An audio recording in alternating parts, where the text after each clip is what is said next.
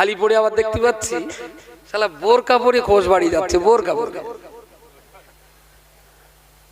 বোরকা পরে, তার মানে সুন্নত তরিকায় চুল্লু খাচ্ছে, খাচ্ছে তরিকাটা সুন্নত, বসে বসে খাচ্ছে আর গোপটা মশো করে রেখেই মদটা খাচ্ছেন। গোপের পানি হারাম, আবার সুন্নতের খেলা হয়ে যাবে। মাঝে মাঝে মনে হয় যখন ধরে একটু সরলে টনে করি, যেসব মেয়ে লোক বোরকা পরে যাচ্ছে আর আসতেছে, বোরকা বেশি দিন আর পৃথিবীতে থাকবে না। ঘোষবাড়িতে আমার খবর আছে, বাইরের থেকে বোরকা পরে ভেতরে যায়, যে ওর ভেতরে যে দেহ ব্যবসা হয়। আবার এই দেহ ব্যবসাটা যে করছে নামি দামি ঘরের মেয়ে, দেখলে তার বাণিজ্য চলে যাবে, তখন ব্যবসা বাণিজ্য করে রোজগার করে আবার বোরকাটা মুড়ি দিয়ে বাইরে দিব্যি বাড়ি চলে যাচ্ছে, লোকে মনে করে অমুকের মেয়ে সুবি সাহেব। বুঝতে পারেননি? বোরকা পরে যে ধরনের অশালীন কাজ চলছে, তাতে আগামী দিন খুব বেশি দিন আর বোরকা দেশে থাকবে না। খুব হার্ডলি লিখে রাখুন 10 বছর, তারপরে সরকার আইন করে বোরকা তুলে দেবে। অ্যাকচুয়াল যারা আদর্শের জন্য বোরকা পরে তারা তাদের জায়গায় নিঃসন্দেহে ভালো জায়গায় আছে, কিন্তু সমাজের কিছু স্বার্থপর, কিছু অসামাজিক কার্যকলাপকারী, কিছু দুষ্কৃতিকারী, তারা বোরকাটাকে নিজেদের স্বার্থে ব্যবহার করছে। পুলিশ আসামি ধরতে নাকানি চমানি খাচ্ছে, মুক্ত ঢাকা, পুলিশ আসামিটা ধরবে কিভাবে? বোরকা বন্ধ হবে, খুব যদি আউমাও করেন তাহলে বলে বোরকা আপনি পরুন, তবে মুখটা খুলে রেখে যেতে হবে। মোড়ে মোড়ে যে সিসি ক্যামেরা আছে, কেডা কোথায় যাচ্ছে দুর্ঘটনা ঘটলে সিসি ক্যামেরায় যেন বুঝে নিতে পারি যেটা কেডা। ঘোষবাড়িতেও বোরকা পরে বল তবিয়তে যাওয়া আসা হচ্ছে, রাস্তার ধারে বসে চুল্লু খেলি পুলিশ তাড়া দেবে, কিন্তু ঘোষবাড়ির ভিতরে গিয়ে ব্র্যান্ডি হুইস্কি খাওয়া কোনো অসুবিধা নেই। তার মানে বাইরে গেলে হারাম, ভেতরে গিয়ে গেলে সুন্নত। তার মানে কি ধরনের মাল আদান প্রদান হয় তাহলে? আমার কথা বলা যায়নি? আর ঘোষবাড়ি যা যাচ্ছে, বিকেল বেলাটালে মাঝে মাঝে চোখি পড়ে, তো আমার চোখি যা পড়ে তাতে তো 90% মুসলিম বললে খুব একটা ভুল হবে না।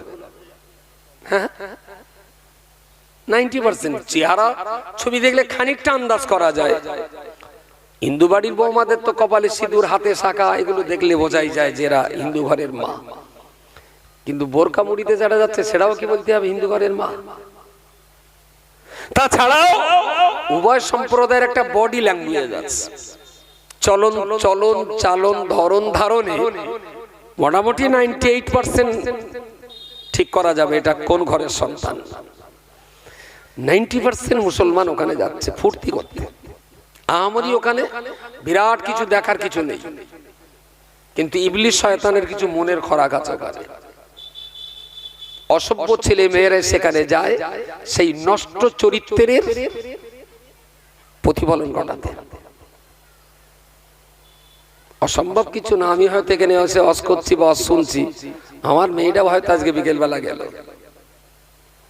প্রিয় শ্রোতা মণ্ডলী, মনে রাখো ইমাম বুখারী রাহমাতুল্লাহ আলাইহি উনি যখন জন্মগ্রহণ করেছিলেন, ওনার জন্মের সময়তে ওনার মা কোলে করে নিয়ে দেখলেন সদ্য জন্ম নেওয়া নিষ্পাপ বেগুনা মাসুম বাচ্চা আমার মুহাম্মদ ইবনে ইসমাইল জন্ম নিয়েছেন সম্পূর্ণ অন্ধ হয়ে, তার দুটো চক্ষু ছিল না, কিছুই তিনি দেখতে পেতেন না। মা আমার বড় কান্নায় ভেঙে পড়লেন, আহারে আল্লাহ, আপনি আমার কোলে একটা অন্ধ সন্তান দান করেছেন, এই সন্তান আপনার দেওয়া, গোটা জগৎ অবজ্ঞা করলেও আমি তার মা তাকে অবজ্ঞা করতে পারি না। রব্বুল আলামিন আল্লাহ, আপনি ইচ্ছা করলে আমার সন্তানের দৃষ্টিকে ফিরিয়ে দিতে পারেন, তবে আপনার কাছে আমি মান্যত করছি, আমি মুহাম্মদ ইবনে ইসমাইলের আম্মা আমি নামাজের পাটিতে বসে মান্যত করছি, আল্লাহ আমার সন্তানের দৃষ্টি শক্তি যদি আপনি ফিরিয়ে দেন, আমার সন্তানকে আমি এমন রাস্তায় লেখাপড়া শেখাবো, এমন পথে মানুষ করব, পৃথিবীর দিন ও ইমানের ব্যাপারে যত মানুষের অন্তর চক্ষু অন্ধ হয়ে রয়েছে, আমার ছেলেটা পরিণত বয়সে সেই সমস্ত অন্ধ মানুষের চোখের অপারেশন করে দেবে। জোরে বলুন সুবহানাল্লাহ। উনি এই নিয়ত করলেন, আল্লাহ আমার সন্তান অন্ধ, মালিক তুমি যদি আমার সন্তানের চোখ দুটোকে ফিরিয়ে দাও, তাহলে আমার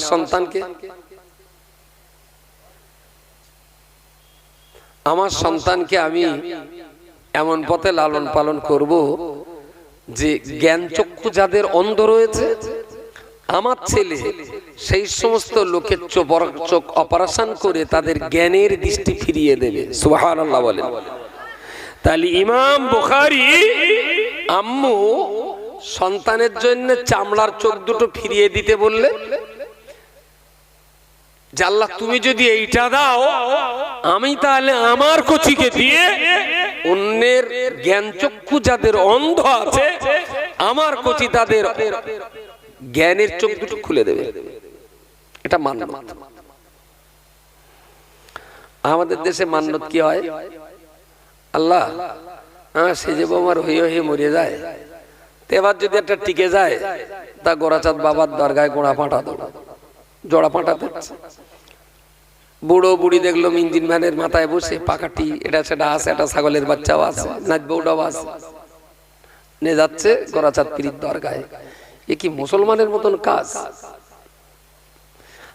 প্রিয় শ্রোতা মণ্ডলী, মনে রাখুন যে কথা বলতে বলতে এত দূর পর্যন্ত চলে এলাম। ইমাম বুখারীর আম্মা জান ওনার সন্তান অন্ধ হওয়ার কারণে উনি আল্লাহর কাছে মান্নত করলেন, আল্লাহ আমার সন্তানের চোখটা যদি আপনি ফিরিয়ে দেন, তাহলে আমার সন্তান দেশের হাজার হাজার অশিক্ষিত মূর্খ অজ্ঞ অন্ধ ব্যক্তিদের জ্ঞানের চোখকে ফিরিয়ে দেবে। অনেক দিন ঘটে গেল, মা আমার প্রতিদিন নামাজ পড়েন, আল্লাহর কাছে একই মান্নত করে দোয়া করেন। একদিন গভীর রাত্রে বেলাতে ইমাম বুখারীর আম্মা জান তিনি ঘুমিয়ে স্বপ্ন যোগে দেখছেন একজন আল্লাহওয়ালা বান্দা ওনার সামনে এসে হাজির হয়ে গেলেন। তিনি সালাম করলেন, ইমাম বুখারীর আম্মা সালামের জবাব দিলেন। ইমাম বুখারীর আম্মা ওই আগন্তুক ব্যক্তিকে জিজ্ঞেস করে বললেন, ও আল্লাহর বান্দা, কে আপনি? আমার ঘরের ভিতরে প্রবেশ করেছেন। লোকটা বললেন, আম্মা জি, আপনি আমায় চিনতে পারবেন না, তবে আমার পরিচয় শুনে রাখুন, আমি তো অন্য কেউ নই, আমি হলাম নবী হযরতে মূসা আলাইহিস সালাম। ইমাম বুখারীর আম্মা জান নাম শুনেই চমকে উঠেছেন, আরে আল্লাহর নবী মূসা, আপনি আমার মতো গরীব ঘরে আগমন করেছেন, আমার ভাগ্য বড় প্রসন্ন, আমার তকদীর বড় ভালো, হুজুর আমার জন্য দোয়া করবেন। আল্লাহ আমার একটা সন্তান দিয়েছেন, আমি আমার সন্তানটাকে সুন্দর লেখাপড়া শিখিয়ে দিনের খেদমত করাবো, কিন্তু আমার আল্লাহর ইচ্ছা হয়েছে আমার সন্তানটাকে আল্লাহ পাক অন্ধ করে দিয়েছেন। ওগো আল্লাহর নবী মূসা কালিমুল্লাহ রূহানি হালাতে আমার ঘরে যখন পৌঁছে গেছেন, আপনার কাছেও দোয়া চাইছি, আমার কচির জন্য আপনি দোয়া করুন, আল্লাহ পাক যেন আমার কচির দৃষ্টিটাকে ফিরিয়ে দেন।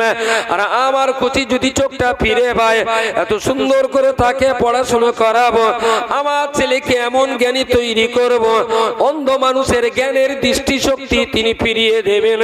নবী মূসা আলাইহিস সালাম বললেন, আম্মা জি, এই ব্যাপারেই তো আমি তোমার সুসংবাদ দিতে এসেছি।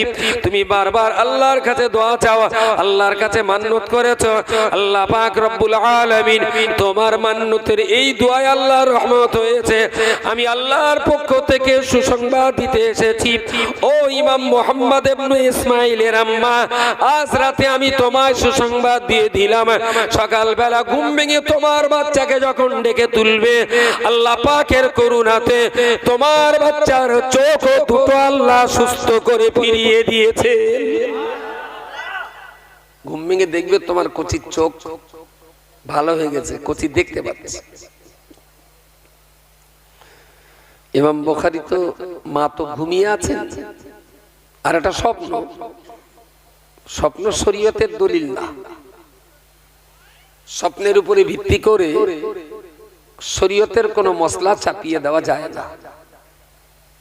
তবে রহমত আর বরকতের ক্ষেত্রে স্বপ্ন অনেক গুরুত্বপূর্ণ ভূমিকা রাখে। সত্য স্বপ্ন, এই আমজাদ ভাই না, এদিকে তুমি একটা নিচে বসলি কিয়ামতের আলামত না? না না, একটু দুলা ভাইটাই বল, তাইলে আসবেন, আদর করে একটু ডাক। তো কি বলছিলাম জানো? ও জি,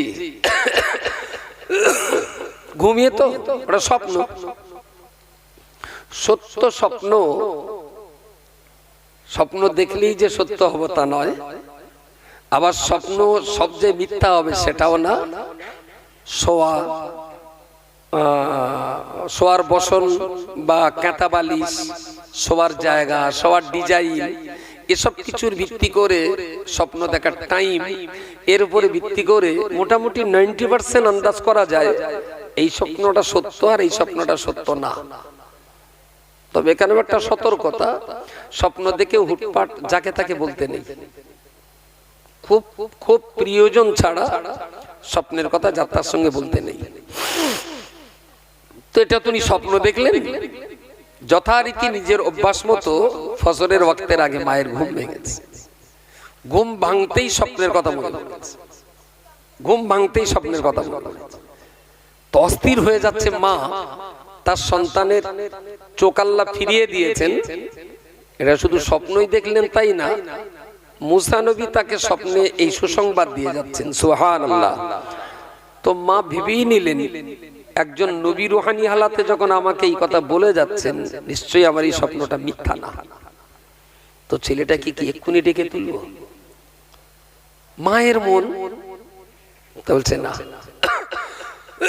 ইস্তেঞ্জা করলেন, ওযু করলেন, ফজরের নামাজ পড়লেন, কোরআন তেলাওয়াত করলেন, আল্লাহর কাছে খুব কাঁটা কাটা করলেন যে আল্লাহ, আমি তো স্বপ্ন দেখেছি, একজন নবী আমাকে স্বপ্ন দেখিয়েছেন যে আমার সন্তানের চোখ আপনি ফিরিয়ে দিয়েছেন। আল্লাহ, আমার স্বপ্নটা যেন মিথ্যা না হয়। খুব কোরআন তেলাওয়াত করলেন, দুহাত তুলে আল্লাহর কাছে খুব কাঁদলেন। কেঁদে বাচ্চাটাকে আস্তে আস্তে বুকের উপরে হাত দিয়ে নাড়া দিয়ে নাম ধরে ডাকলেন। সব অবস্থাতেই বাচ্চাটা চোখ চেয়ে মায়ের মুখের দিকে তাকিয়ে মায়ের মুখ দেখতে লাগলেন। জোরে বলুন সুবহানাল্লাহ। মা বুঝতে পেরেছেন যে আমি স্বপ্ন দেখেছি, যা মিথ্যা হয়নি, আমার স্বপ্ন সত্য হয়েছে। ইমাম বুখারীর আম্মা জান ওই নাবালক অবস্থাতেই ঘুম থেকে তাকে তুললেন ও আপনার গোসল করালেন, নামাজের পাটিতে দাঁড় করিয়ে নিজে 2 রাকাত নামাজ পড়লেন, সন্তানকে নামাজ পড়ালেন। আল্লাহ পাকের কোরআনুল কারীমে সন্তানের হস্তে তুলে দিলেন। প্রতিদিন মা বাচ্চাকে কোরআন পড়াবেন, মা যখন নামাজ পড়বেন বাচ্চাকে তখন নামাজ পড়াবেন। ওই 4-5 বছরের বাচ্চা ছেলেটা মা যখন ভোর রাত্রে বেলা, গভীর রাত্রে বেলা মা যখন তাহাজ্জুদের নামাজ পড়াবে, 5 বছরের বাচ্চা ছেলেটাকে মায়ের সঙ্গে নিজের পাশে দাঁড় করিয়ে মা তার সন্তানের তাহাজ্জুদের নামাজ পড়াবেন। পৃথিবীর কোন মাস্টার, কোন শিক্ষক লাগেনি। 9 বছরের ভিতরে ইমাম বুখারী মায়ের কাছে পড়ে পড়ে পুরো কোরআন হাফেজ হয়েছিলেন। জোরে বলুন সুবহানাল্লাহ। অন্য কোন মাস্টার লাগেনি, মার কাছে পড়েই উনি কোরআনে হাফেজ হলেন। বয়স 9 বছর। শুধু মান্যত রয়েছে এটাই যে শর্ত সাপেক্ষ। আল্লাহকে বলেছেন, আল্লাহ তুমি যদি এটা করে দাও আমি তাহলে এটা করব। তাহলে আল্লাহর কাছে যেটা চেয়েছিলেন সেটা তো উনি পেয়ে গেছেন, তাহলে যেটার কথা বলেছিলেন সেটা এখন করাটা ওয়াজিব, তাই না? তবে কথা উঠলো বলে বলেই ফেলছি, মান্যত নিঃসন্দেহে ভালো, মান্যত খারাপ না। মান্যত হবে শুধু আল্লাহর নামে। মান্যত অমুকির দরগায় তমুকির দরগায় মান্যত, এসব শিরক আছে। আল্লাহ ছাড়া অন্য কারোর নামে যদি মান্যত হয় তাহলে তার গোশত খাওয়া হারাম।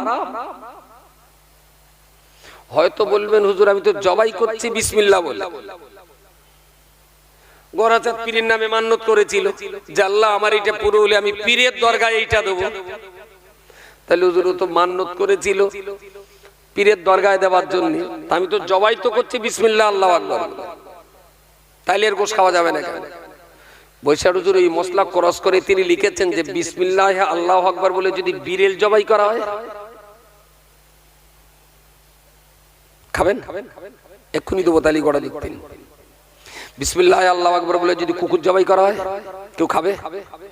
তাহলে বিসমিল্লাহ বলে জবাই করার আগে ভাবতে হবে যে এই পশুটার গোশত আমাদের জন্য বৈধ কিনা। আচ্ছা, বিসমিল্লাহ বলে গরু জবাই করলে সে গোশত তো খুব খাওয়া যায়, কিন্তু গরুটা যদি চুরি করা হয়, গরুটা তাও হারাম।